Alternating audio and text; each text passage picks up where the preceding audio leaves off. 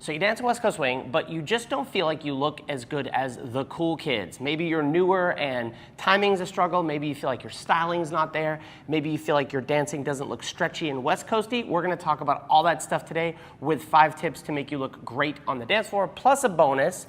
Recently, Megan and I taught a 2-hour intensive down in, where were we? Arizona, Tucson, Arizona. And the difference in the class from the beginning to the end was super cool. So we pulled our 5 takeaways out of that.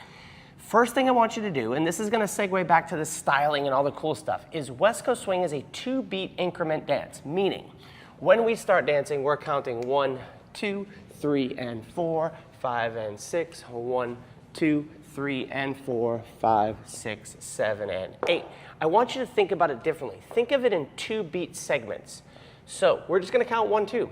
1, 2, 1 and 2, 1 and 2, 1, 2, 1 and 2, 1, 2, 1 and 2. I'm gonna show you a silly drill. Please do not skip this because this was the biggest takeaway from the class. Megan, you can do this with me. First part, we're literally just tap stepping. 1, 2, 1, 2, 1, 2, 1, 2. You can count in straight 8s. This is also going to segue to styling and musicality. So let's count in 8s. We have 1, 2, 3, 4, 5, 6, 7, 8. That's great, but where's the tap step? We have triple steps on the West Coast. Let's do it in triple steps. 1 and 2, 3 and 4, 5 and 6, 7 and 8. Now, we're going to toggle back and forth. We're going to do tap steps for 8 counts. 1, 2, 3, 4, 5, 6, 7, triple, 1 and 2, 3 and 4, 5 and 6, 7 and 8. Tap 1, 2, 3, 4, 5, 6, 7, 8. Here's how this matches the dance. Don't skip this because this was the big takeaway from the class. When you're doing that to a song, your body is free. So feel free to move however you want. When you triple, I don't care if you triple in the back, I don't care if you triple in the front, I don't care if you triple to the side.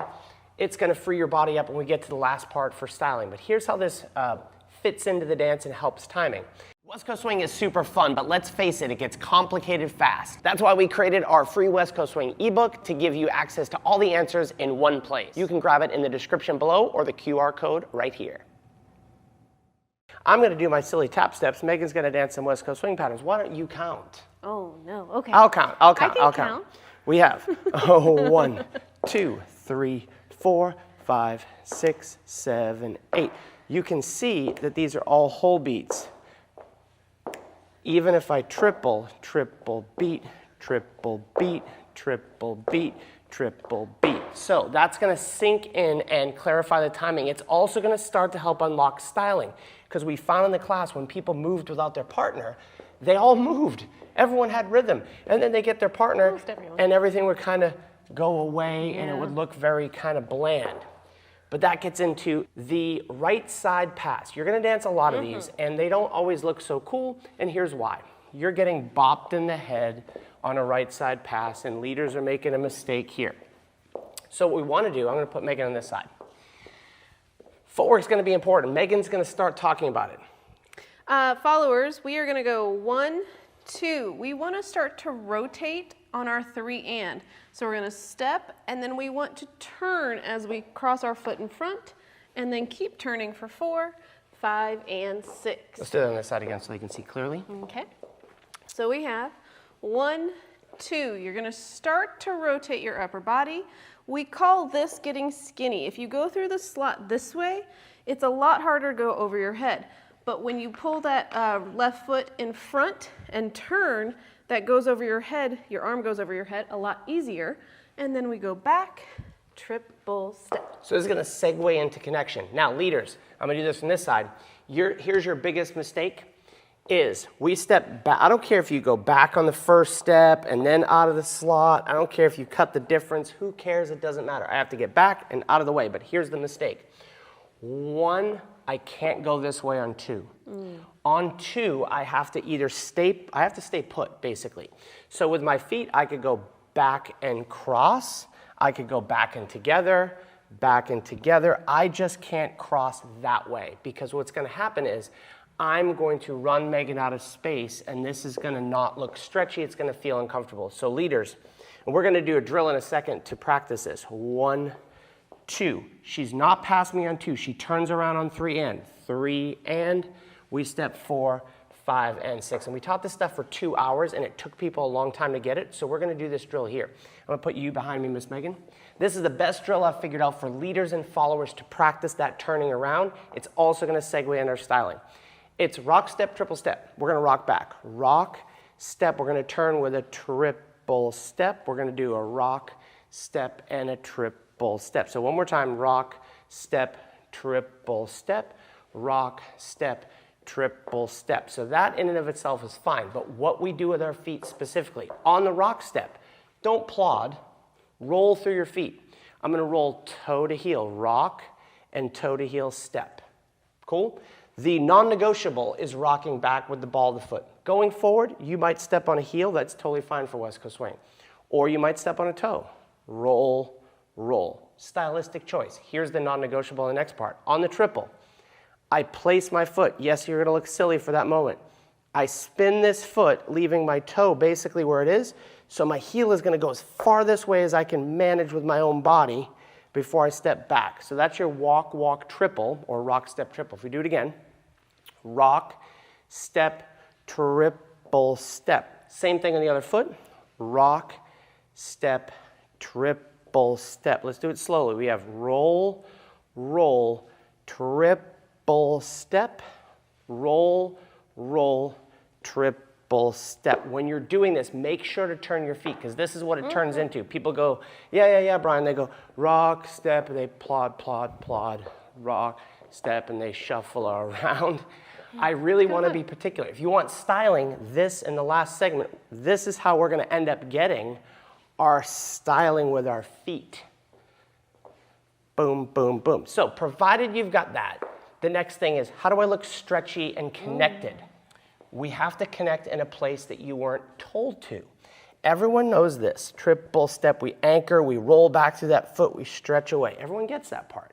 Problem is, it comes at the very end and it's hard to find that spot. We're gonna find it a little earlier because Megan's gonna do her tight footwork. 1, 2, so am I. 3 and. Look, I've done the drill, Megan's done the drill. Look at the hand, it's down earlier. When we land on count 4, we can already start to think about this connection. I say think about it, it's not fully connected, but I'm aware of it. And now I've got something to build off of. If we do it again, 1, 2, we roll our feet and we're connected. Let's do this as slowly as we can, Megan. 1, 2, 3, and. You can see the hand is already coming down. We're not pulling it down, it's coming down naturally. If Megan is turned around, we step on 4, and look, we've already got some connection, and we can build it. That's how we're gonna get to number 4, building the connection into the anchor. 1, 2, 3, and 4, we're aware. Look, I've kept my arm short. Why?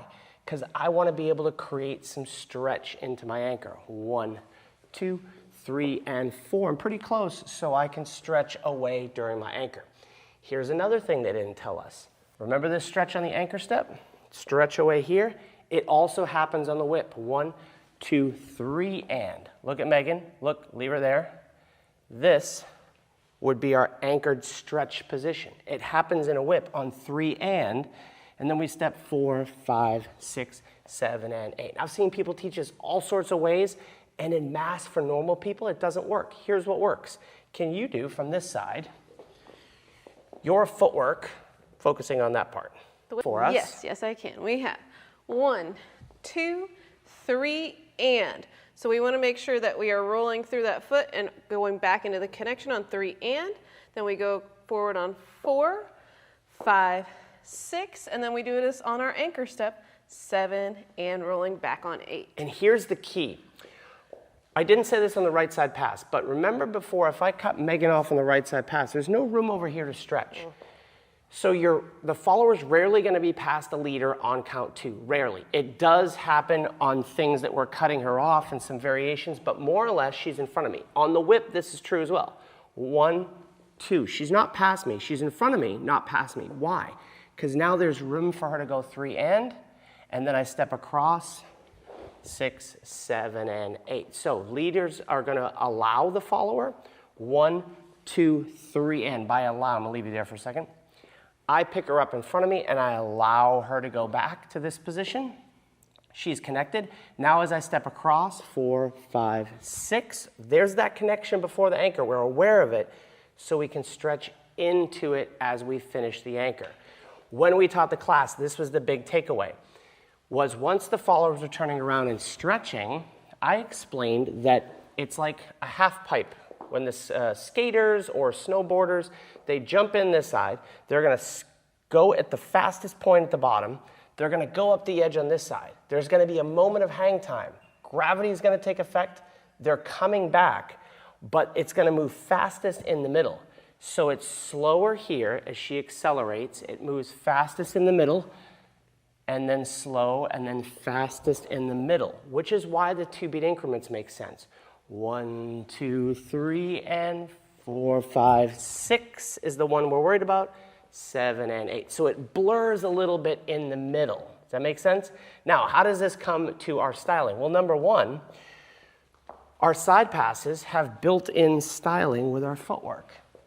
Our whips, as the leader, have built-in styling with the footwork right from that drill. Remember that drill, the rock, step, triple step drill, where we went rock, step, and we did this?